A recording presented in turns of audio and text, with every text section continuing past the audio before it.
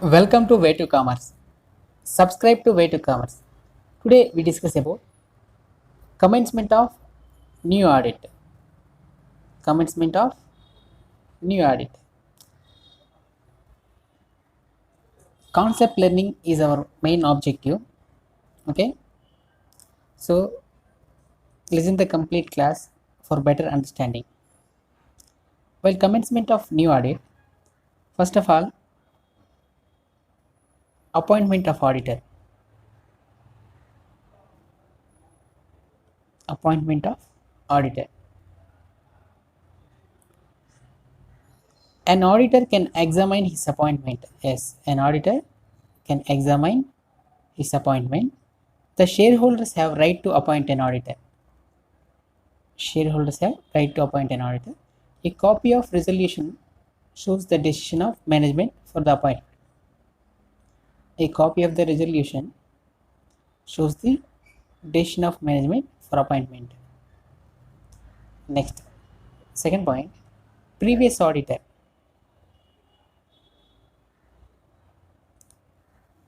Previous auditor. So now we appoint new auditor.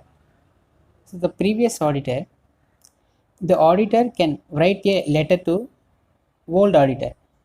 Which auditor? New auditor write a letter to old auditor for obtaining his consent. He must have no objection to such appointment. The old auditor cannot object his appointment. If objected, then there is some misconduct or fraud occurred in that entity. So that's why the old auditor no objection to such appointment. It is the moral duty of the new auditor to inform old auditor for an appointment. Okay, moral duty of the new auditor too. Next, audit staff. The auditor can arrange audit staff on the basis of workload. So audit staff on the basis of workload. The number of audit clerks can be engaged on the basis of audit work. There should be no extra burden of work on audit staff. Okay, that means auditor can appoint audit staff for doing the audit work. Next, fourth one, time of audit. The auditor can consult the management for fixing a time of an audit. Consult the management for fixing a time of an audit. The date of start is fixed with the consent of management. Consent of the management. The time allocated must be utilized for proper audit work. Okay, next, fourth point, time required. The auditor can decide the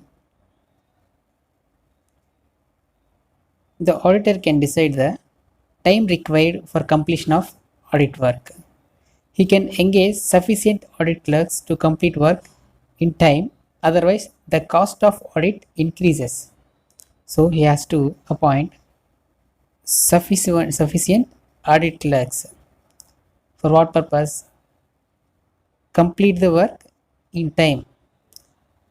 Otherwise, that means if not appointed sufficient audit clerks, the cost of audit may increases. That's why he has to appoint the sufficient audit staff.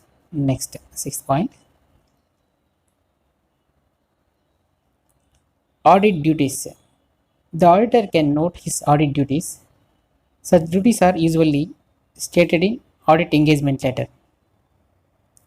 So such duties are usually stated in audit engagement letter. The duties stated in Companies Ordinance 1984 cannot be overlooked. Next, nature of business. The auditor has to see the nature of business. The auditor can check the nature of business. The nature may relate to, so the nature of the business may relate to manufacturing, trading, or services. The auditor must know the nature of activities in order to conduct an audit. Next, business history. Business history.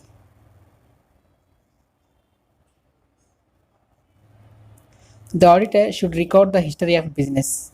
Record the history of business. He can record year of establishment. So he is record year of establishment, its nature, and number of products available in the market. He has to maintain that. Next, types of products. Ninth point, types of products.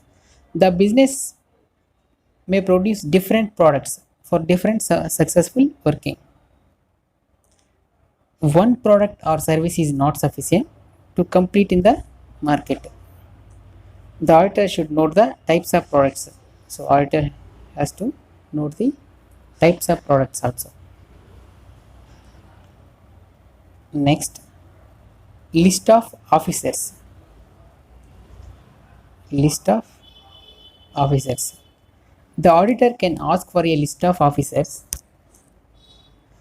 their duties. So ask list of officers, their duties, and specimen signatures. He must know authority and responsibility of officers. Know the authority and responsibility of officers. It is essential for completion of audit work. Next, 11th one, copies of documents. Copies of documents.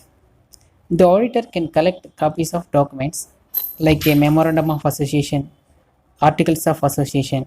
He can examine all such documents for the purpose of the audit.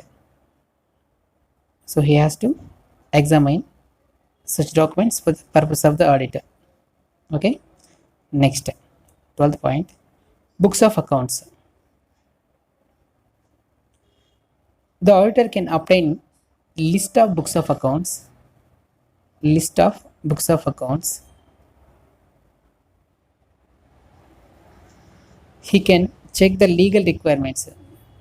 Check the legal requirements are followed in preparing books of accounts and other records. That means the Companies Act 2013, etc. Accounting standards, etc. Next, 13th point, agreements made. The auditor can examine contracts made between the company and other parties. So contracts made between the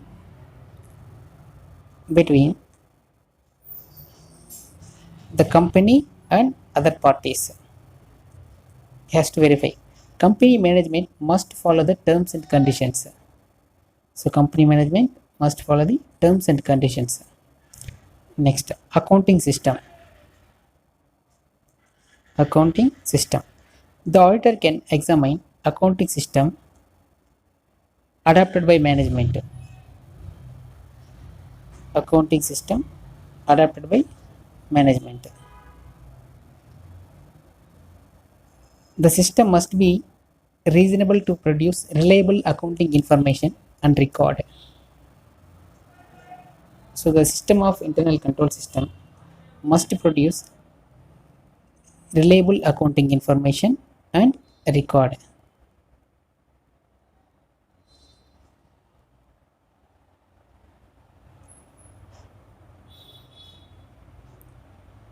Next, internal control. The internal control system is tested to rely on it. Tested to rely on it. Audit sampling is possible if it is effective. The business work must flow under proper accounting and administrative controls. Okay. Already we discussed about internal control system also. 16th, certificates of client. The auditor can obtain certificates from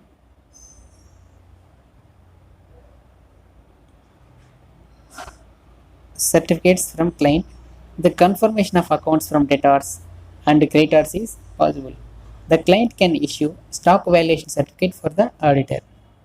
The client can issue stock valuation certificate for the auditor.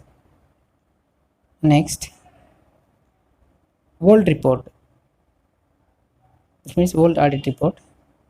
The auditor should examine old audit report. He can note the weakness stated in the previous report. So, note the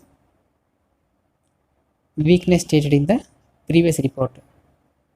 He can check that weak points stated in the old report are not repeated during this year. So, weak points stated in the old report are not repeated in this year. So, he has to check that. Next, analytical review. Analytical review. The auditor can check the ratios and percentage for a number of years. He has to check the ratios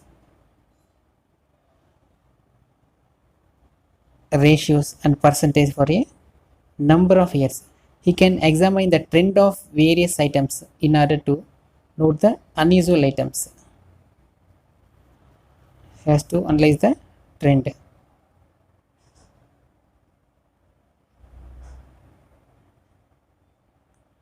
Next, review statements. The auditor can review financial statements to see that these statements are based on facts and figures stated in books of accounts and other relevant records. So he has to review financial statements. What is the purpose? To see that the statements are based on facts and figures stated in books of accounts. So that's why he has to review the financial statements and other relevant records. Next point, legal formalities. The auditor must see that management has completed legal formalities. So the management has to complete legal formalities. He has to see that there are various laws for working of the company. There should be no change in accounting policies. And also comply Companies Act 2013, labor laws, etc. So that's why. Next, discussion with management. The auditor can discuss important matters with management. The weak points can be explained and management representation may be received. So weak points can be explained to the management and management representations may be received. Next, prepare a report.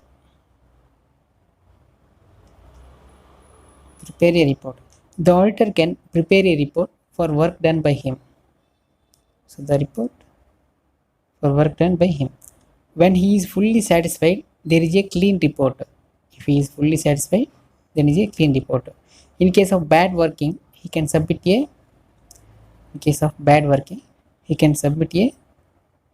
qualified report to the shareholders. We already discussed about qualified, adverse opinion, etc. So this is the